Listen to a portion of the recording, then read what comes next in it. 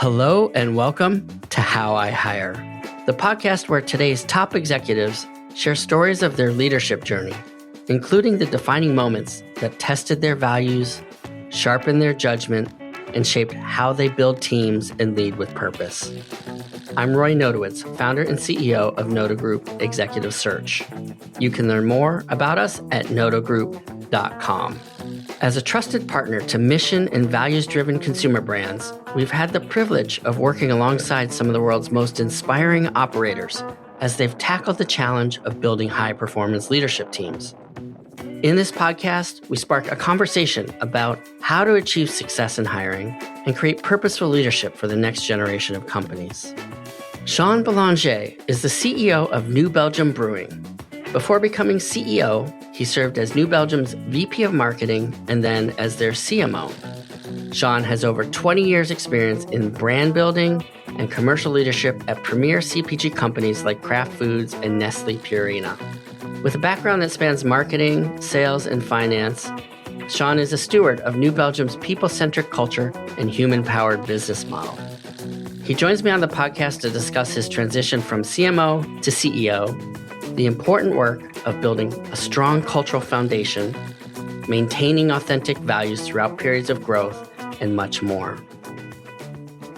Shaun, thanks so much for joining us on the podcast today. It's great to have you here. Thanks for having me. Glad to be here. Awesome.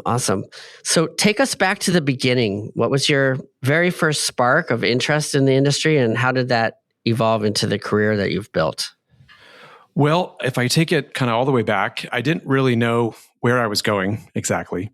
Same. I was a failed rock star with an English literature degree as a backup plan, which is risky. Yeah. And so I certainly didn't know what brand management was either, or that was a career. So, like you, I think in this idea of not knowing where exactly you're going, I'm an advocate for really just thinking about what you're good at and trying to find out what that is and letting that guide where your career is going to go. So for me, I had taken, fortunately, a intro to computer science class in my last year at college. And that got me in the door to what at the time was Anderson Consulting, which became Accenture. And I played a minor role in averting the Y2K crisis. Yes, I'm that old, but I came in as a actual technical developer, which was not the right spot for me. Yeah. But in doing that, I eventually was able to move into change management, which really got me into this idea of thinking, how people behave, why they do what they do, and the role that communications can play in that. As an English major and I think a writer, that really sparked my interest, and from there, as I went back to business school and kind of figured out, there is this thing called brand management. That's really what got me there, is just kind of something that I was good at that I didn't necessarily even think I was going to be in, that then eventually led me into brand management. Yeah. So there still is a case for a good liberal arts education out there for anyone has kids that are college age. I'm a firm believer of liberal arts education. Yes. Proud byproduct. Yeah. So you stepped into the CEO role just over 2 years ago after serving as CMO. What's that transition been like for you? And can you tell us about New Belgium and how you got there as well? Yeah, so I think I had a bit of an advantage to how these transitions normally go, in the sense that I had been at New Belgium in that CMO capacity for 4 or 5 years before transitioning into the CEO role. So I had a lot of time to kind of understand the company. I get to know people inside the company, what the company was really trying to do.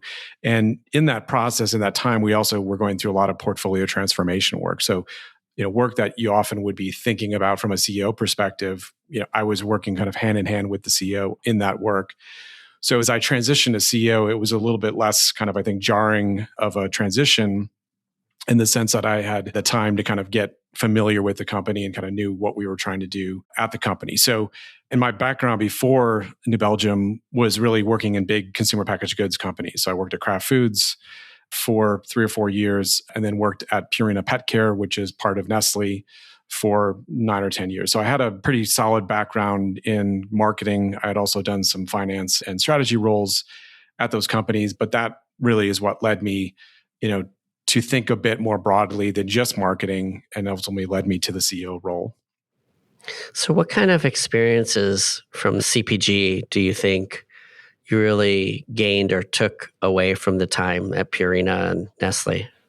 Yeah, I think the really good traditional brand management companies, they really push you to think about your brand as your business, both from the perspective of having the breadth of thinking across not just what ad campaign are we going to run, but thinking about the whole picture of operations in there as well, but also just kind of having the accountability and ownership for the business. So I think that really leads you to kind of have an understanding and just a different perspective in terms of some other marketing training where it is maybe more in the creative or advertising field to think about ownership of a business and think about kind of from the top to the bottom of the P&L, how are you going to run the business and impact the business? Yeah. So kind of a commercial mindset. Yeah, you're really thinking about a commercial mindset. That's a great way to put it. Yeah, that's good. So what's been the most challenging aspect of stepping into the CEO role after being in the CMO position? For me, stepping into the role, again, I had a lot of background in the company. And so to some degree, it should have been a relatively easy transition. In some ways it was. I think the scale and the speed of some of the challenges that I then faced, both from some kind of generational category things that are happening in terms of people's preferences changing toward, what type of alcohol they're interested in, but also just moderation of drinking in general. So those changes have happened really rapidly, which puts a lot of pressure on just what you're going to do as a company from a portfolio perspective. To sharpen your pencil a bit. Yeah, absolutely. And then unfortunately, we also were faced with a natural disaster, the Asheville flood. Hurricane Helene shut down our brewery for 4 or 5 months. Wow. Pretty catastrophic event. Fortunately, we did not lose anyone in that event. That's obviously first and foremost, but our brewery was significantly damaged. And so that probably was the big welcome to the big leagues, rookie, where you really had to think about things that are way outside the scope of what you would typically think from a marketing perspective, but also just the cultural needs of the company and really trying to draw people together to help one another out. Fortunately, at New Belgium, that's really just built in to our DNA, but certainly was a big test of someone who is pretty new to really thinking about leading an entire company versus just leading a business. It was unclear whether people at our company could even get supplies. So I flew to Charlotte along with a couple people from operations to drive supplies out, rent a minivan, go load it up at Target with diapers and dog food and cat food and all kinds of supplies that maybe people can get, to drive it to Asheville to put it in our distribution center and basically get people supplies. And I think that in retrospect, as people have talked to me about it, it was just a big moment for people to say, okay, this is really bad, but we've got support. The company's going to be here to help us. And the CEO, me, is plugged in and is going to do what it takes to get this thing fixed. Yeah. Wow. So how did you offset the lack of production in that facility? Yeah. So it was about 40% of our total capacity, which is a lot. In a interesting aside, we had just hired a new chief supply chain officer a week prior to this happening. Welcome to the company. Welcome to the company. I remember calling him the night of when we kind of had realized the scale of what was happening and just said, please don't quit. Please do not quit. Fortunately, he had a very long career at Anheuser-Busch before joining us. And so really it became, we could not fill the capacity within our own existing network. Yeah. It really became a need to find external production to do that. And he was able to really kind of use his network, rally his team to figure that out. In probably 4 to 6 weeks, we were producing already, which is just kind of unheard of, given how challenging it is to find a facility that could have the right type of capabilities to do what you needed them to do. So is the Asheville facility back up? Yep, online? Back up and running. And this is, again, great learning from just crisis management. Sometimes in that kind of situation, it's better to act than to overanalyze. Right. So you've had a few challenges stepping into that role. Before we get more into that, tell me about your time serving as a CMO and what that was like for you. So, the mandate coming in was that Fat Tire, which is one of the kind of flagship iconic craft beer brands in the US, which had really been one of the kind of drivers of craft beer in the first place, had kind of reached a place where it just wasn't as special because there just had been such an explosion of new craft breweries. And so, probably not an atypical place for companies to find themselves that are probably a little bit older is that the thing that got you there isn't the thing that can take you forward. And so it really was trying to figure out what is that next brand? What is that next idea that can push us forward? Again, while you have this fading brand that you're also trying to figure out, can you make it more relevant to a contemporary audience? So it was kind of that twofold goal, really, of really thinking through how do you try to improve Fat Tire, which was fading, and find something new, which ended up being Voodoo Ranger as an IPA brand that could really take its place and trying to build that brand. But I think, more broadly beyond the kind of brand or portfolio challenge, it really was a challenge of, and this is the interesting thing, I think, about craft beer in general, but specifically New Belgium, is that it had just reached a point of maturity where we had operated very entrepreneurially, very kind of on a one-off, like, hey, let's do this and that. And there was very little process, which in some ways was awesome. I mean, it was, I think, what people liked. But as you got bigger, you really needed to put some of that structure in place. And so part of my role also was really to build out a structure for what a marketing team would look like. Where would your design and creative people come from? We actually didn't have brand managers.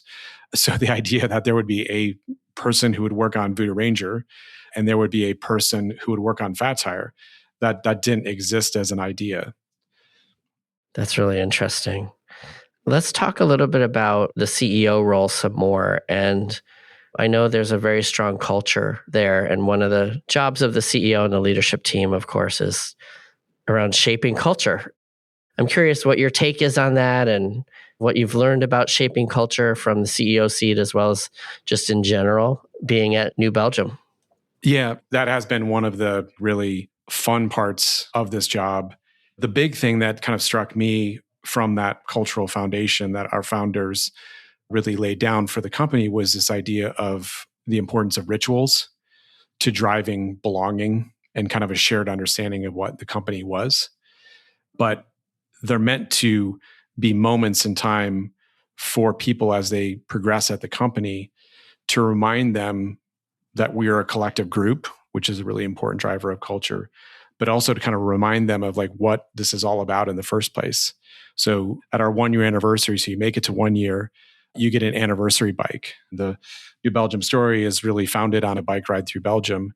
So you get that anniversary bike. It changes every year. And then at 5 years, we take you to Belgium. Oh, wow. So we basically recreate our founders' bike trip through Belgium, including the bar in Bruges called Bruges Beertje, where he dreamed up the idea of Fat Tire while sitting at the bar and talking. Sometimes our founder still goes with us, which is a really special occurrence. But that's been the thing that's really blown me away, is just the importance of those rituals and just the time to kind of reconnect with what we're trying to do as a company and kind of the symbols and the iconography of that being really important marker. Wow. What a great story. So the human-powered business model at New Belgium is frequently referenced as a differentiator. Can you tell us more about that and any other stories or examples of how the mission comes to life? Yeah. So the story kind of begins right in Belgium with Jeff and his kind of discovery of Belgian beers and saying, there's not Belgian beers in the US. This could be a really good idea. Then when he came back, Kim Jordan, his wife at the time, said, what are the things we want to do as a business before they ever became a business? They were principles, really were driven by this idea of we want to use beer as a vehicle to do something bigger. It started with, we're going to make world-class beer. We're going to win medals. But then they wanted to build this culture of enjoyment, this idea that beer should be something to be savored and enjoyed, not slammed, making an environmental impact in the world and having fun. This idea that you're at work a lot of your life, it shouldn't be horrible. And doing right by people really became the fourth principle. And the power of it really is that it's all interconnected. It's a really powerful model.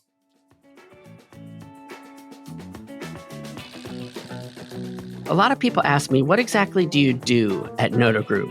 We partner with entrepreneurs, founders, executives, investors, and boards to help them build high-performance leadership teams that excel and endure. We've had the privilege of working with more than 250 leading brands, from early-stage innovators to global icons, and we've placed hundreds of executives along the way. As a certified B Corp since 2013 and proud 1% for the Planet member, it always starts with your mission and values and finding leaders who can bring those to life. If you're curious, you can find out more by visiting our website, nodagroup.com. Thanks, and now let's get back to our episode. So a lot of times when companies are under the pressure to perform, sometimes the values get diluted, or, there becomes more of an emphasis on other things based on time and resources. So how do you keep that authenticity and that focus as you've grown? So one of the great stories of the values being put into play was back in the late 90s, early 2000s, there was this opportunity to become the first brewery to be powered by wind. But it was a joint venture opportunity between utilities, and New Belgium would have to put in quite a bit of money to make this work. It was going to cost us something. And from the very beginning, the founders had this profit sharing program. So the employees, what we would call coworkers, shared in the profits of the company. And so they went to them at the end of the year and said, hey, this year we're going to have 8% profit sharing. So 8% of your salary, you'll get that as a profit share, or we can invest in this wind power, which would be the first opportunity for a brewery to be wind powered. And the coworkers unanimously voted to give up their money to invest in the wind power. So the mirror of that, or the parallel of that, is we've made a commitment to reduce our scope 1 and 2 emissions by 55% by 2030. So we continue to make what you could describe as non-economic decisions to invest in our breweries in a way that we can reduce our greenhouse gas emissions. We're not necessarily asking our coworkers to fund that, but we're essentially asking our parent company to give us that opportunity, because they don't necessarily have an immediate payoff where you'd say, oh, we're going to invest in this equipment, it's going to save us money. It's like, no, it's going to save us greenhouse gas. And so that kind of principle and that history has enabled us to continue to innovate in that environmental impact space in a way that continues on. The other thing that was instituted early on was a $1 per barrel philanthropy budget. The idea being that the bigger we get, the more we give. And since the founding, we have donated close to $40 million from that plan, and we have become part of the Kieran Group. There's absolute support for the continuation of that. That's just foundational to what we do as a company. There's such history there that there's not even a discussion of like, well, is that something we could cut? It's like, that's off the table. That stuff doesn't even... They just know that it's part of the brand. And correct. That's awesome. So Shaun, you've shared the health challenges that your son has bravely faced. And I'm curious how that experience inspired you to think differently about life and leadership. Yeah, so he was diagnosed with metastatic thyroid cancer at age 15. And he's trying to start high school and make friends and all of that. Yeah. And then is kind of pulled out of school to deal with this health crisis. And, of course, I'm devastated by this. My wife's devastated by this. And we're just kind of so down. And he has to have a surgery. It's a 14-hour surgery to take basically his thyroid, but all of the lymph nodes out of his neck as well. And, 2 days after that surgery, which the doctors were amazed by this, he's like, cool, I'm ready to go home now. And he has a smile on his face. Wow. And so to me, the thing that just was inescapable as a lesson is just, man, attitude is so important. It's a cliche, but we often have very little control of what's happening, whether it's in our lives or whether it's in business. There's always stuff happening around you that is outside of your control. And his ability to focus on like, what he wanted to do and, how he was going to get better and have that positive attitude. It was just remarkable to see. And it was such a lesson for me. And I mean, the thing that he went on to do, which probably more is a life lesson, is he really got into rock climbing at that point, which is like, okay, he's still recovering. He's still got all these health issues. And now he's going to go do rock climbing. Just kind of gives you a lesson of just going for it, and not letting your fears or your concerns, health, whatever, just get in the way of you living life. Or, again, more broadly, you could think about it in business sense of just not letting fear hold you back. Yeah. I mean, it gives you perspective on what matters too. Absolutely. And empathy and compassion for people who are all around us that are dealing with these types of things. Everyone's got a story. That ability to understand that, a lot of people are dealing with a lot of really hard stuff that affects how they show up, and just having empathy for that. That's amazing. And your son's doing quite well now. He's doing great. Yeah. Thank you for asking that. Yeah. He's just finished his first semester at University of Colorado in Boulder. So he'll be coming home tomorrow, and he's fantastic. Oh, that's great. Amazing. So when you reflect on your previous CPG experience at Kraft and Nestle, Purina, and now leading a craft beer brand that's rooted in values and purpose, what leadership lessons carried over and what had to change or be unlearned coming into a different type of company? I think a lot of the lessons that I learned at big companies really carried over. Big companies act with values as well. When I think about Purina and the foundation that they really had from their founder, that was a really powerful driver for that company as well. The challenge that I've seen is that when you're at a bigger company, there's so many more stakeholders. So it's just much slower moving. You can't kind of more quickly say, hey, I think this is really what we need to do, and just move the company there. There's just too many people. They're just too spread out.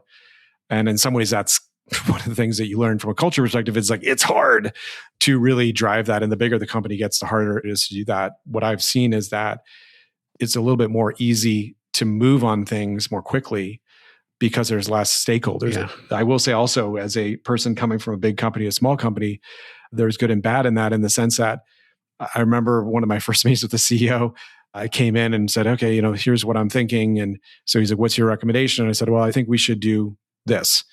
And he's like, okay. And I was like, whoa. I mean, who else has to sign off on that? He's like, no one. Like, we're good. And I was like, oh, crap. Okay. I probably would have done a little more thinking about that, because I was so used to going, okay, well, once we sell it to the VP, then we're going to have to go, they're going to take it to the CMO, and the CMO, they might have to even take it to the CEO. And if it's big enough, it might have to go to the parent company. And so that is certainly a big difference between big and small. So, we talked a little bit about the beer industry and consumer business more broadly, and how it's facing pressure from sustainability, climate impact, changing consumer tastes, digital disruption. Are you purposely looking for different types of skill sets or backgrounds or experiences in the hires that you're making now versus maybe 5 years ago? Yeah, we are. I think one of the really incredible kind of legacy things, again, that New Belgium had was there was really this push to hire people from within the company. And, when it started, it really was, you had to work in our tasting room. Everybody, would have to come up through the tasting room. And that still exists today. We do a lot of internal hiring, which is awesome. But as we became a bigger company, as we scaled up, what's become more challenging is that you can't have, somebody be your controller who has no accounting experience, at all. Right. The smartest person in the world who has, all the ambition, but doesn't have any of the training. It's just, the bigger the company you get, the harder that becomes to do. So right. As we have grown, we've started looking, and, certainly I'm a part of that, I think, hiring philosophy of we do need some people in leadership roles who are bringing some more big company experience, just from kind of a process and structure place, to kind of help us as we think about trying to build our business and trying to scale from where we are today to, a much bigger company. There's certainly things we want to pull from the bigger companies that have kind of already gone through this process, this evolution, to kind of pull those lessons into our company. And all the while, obviously, not losing the kind of cultural foundation that has been such a driver for the company. So, what leadership qualities and competencies do you typically look for in your senior executive team? It really is continue to look for people who have humility. I think in a purpose-driven company, it's not about you. If you're going to make it about you, you're in the wrong type of company. It's got to be about this collective good. Transparency is another one, right? You got to be able to admit when you're wrong, take accountability. I mean, again, that's one of our values. And so I think about those two a lot. I think the other one for us is learning agility, kind of that ability to be curious and innovative in this type of environment where there's so much change happening, right, in so many different areas, as you outlined. That's such a critical skill. And again, that's why it's one of our values, is this idea of curiosity. I love that. As an area of leadership growth, how are you thinking about technology as part of your strategic plan? Yeah, so there's a couple things there. We're not that old of a company, but we're old enough that we have legacy technical debt stuff where it's like, well, we had this system and then there was this system, and there's just enough noise that it creates challenges for us. So one of the pitfalls that I try to avoid is this idea of like, what's our AI strategy? What's our cloud strategy? I think that is probably the wrong way to think about it, because it would just be chasing different trends as they come up. The way we're trying to think about it is thinking about how can digital power something that we're trying to do within our business strategy? Like, what technology is that going to be? It's like, we don't know necessarily, but we're looking for those opportunities where technology can play a role.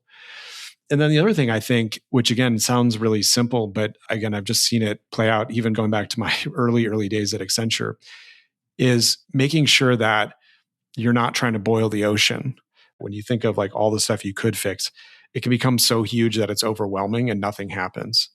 So one of the things that we've done, again, which sounds pretty simple, is just making sure that if you're tying the digital strategy into the business strategy, there should be an IT person who is responsible for whatever that thing is, but there should be someone in the business who's also responsible for that.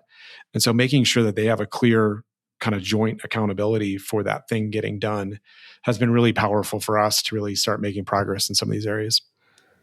Well, and also there's so much of a human element. It's a human powered company. So I'm sure balancing that and making sure that you're staying true to the brand and the ethos and the emotional connection that people have. It's an experience. It's not something that you can necessarily do 100% digitally, right? So there's this interaction you must have with consumers, right? That's human. Yes. And I think when we think about kind of our external or consumer interactions, it really is thinking about what value can we bring? Like, how can we entertain people? What can we do that's going to be an outgrowth of what we're trying to do from our tasting rooms?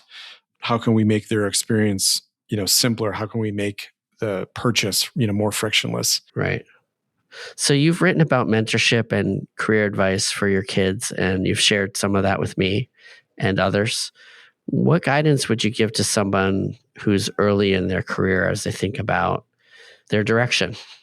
Yeah, I think it kind of goes back to what we were talking about earlier, and that idea of not getting too worried about not having it all figured out at the beginning. But I think the other thing for me is this idea, which I think kind of goes hand in hand, is idea of slowing down to speed up. If somebody is successful, they're going to be ambitious and they're going to want to say, hey, how do I get to that next place? How do I get to the next spot in my career? Especially if it's in a field like brand marketing, where there are, kind of clear levels across companies, and you'll start comparing yourself to, am I a brand manager? Am I a director? Am I a senior director? There's nothing wrong with that. But I think the best experiences sometimes are not necessarily the ones that got you a promotion. They're the ones that felt maybe, I don't know if this is going to be the right role for me, or maybe even felt like a step backwards. That's fantastic. That's great advice. Something that stuck with me from my early days is this idea of finding a peer group of friends to support you. Yeah. Investing in those relationships and those friendships, because those are the people who can really be the people you lean on, give you, input to the stuff that you're working on. You don't want to bring everything to your boss and say, hey, what do you think? Being able to go to them and say, what are you working on? What does it look like? Has been such a powerful driver for my career. Yeah, I would say that starts in college too, right? Absolutely. Yep. As well as in the workplace once you start, moving it up in your career. But some of those relationships that you build, you never know where they're going to lead and how they might be able to help you in the future. So it's always good to have those relationships and to be of service to other people too that are in your network. Absolutely. So as you think about the future, what are you most excited about? So the thing that gets me excited about the future of New Belgium is still that idea of innovation. It was never a strict way of like, we will only do this and that's the only thing that this company can make. It was always about this broader idea of where could we take this? And yes, it started with the idea of like, let's bring Belgian beers to the US. But even when our founders were still here, they were stretching much, much beyond that. So that's what really gets me excited, along with just continuing to build on their legacy. Again, we were one of the first, I think maybe the first certified B Corp brewery. We are right in the midst of recertifying again, but being part of that community and also just continuing to try to really push on the edges of what a successful business can look like that isn't just trying to drive a bottom line, but is thinking more broadly about a group of stakeholders beyond just the business results. Yeah, that's great. That's great. And how are you thinking about your career currently and the future of what's next for you as well? Well, I've got a lot to do here. I still think we are just really transitioning to reporting more directly into Kieran Holdings, which I think is going to be great for us to really streamline some of that work. But I really want to make sure that the company is in a good place. And again, as you mentioned earlier, we're faced with a bunch of stuff happening. And so, similarly, just from kind of the business perspective, really want to make sure that before I'm thinking about leaving the company, that I'm getting us in a really solid place to take that next leap, if you will. So I'm going to be here for a while if they'll have me. I have been really energized by a kind of smaller company that really is thinking about, what is its purpose in the world and what is it trying to do beyond its product. So in the future, that probably will be where I end up again, is a company like that. We're a B Corp as well. We were one of the first search firms. And it's such a great community. Yeah. And the collective impact is significant. Absolutely. That's great. Shaun, thanks so much for being on the podcast. It's been great to have you here. I've really enjoyed getting to know you over the years, and I appreciate you coming in and having this conversation with us. Yeah, really enjoyed the conversation. Thank you. Thanks for tuning in to How I Hire. Visit howihire.com for details about the show. How I Hire is created by Noda Group Executive Search. To find out more about us, visit nodagroup.com. You can also sign up for our monthly email job alert newsletter there and find additional job search strategy resources as well as more content on hiring. This podcast was produced by Anna McLean. To learn more about her and her team's work, visit aomclean.com.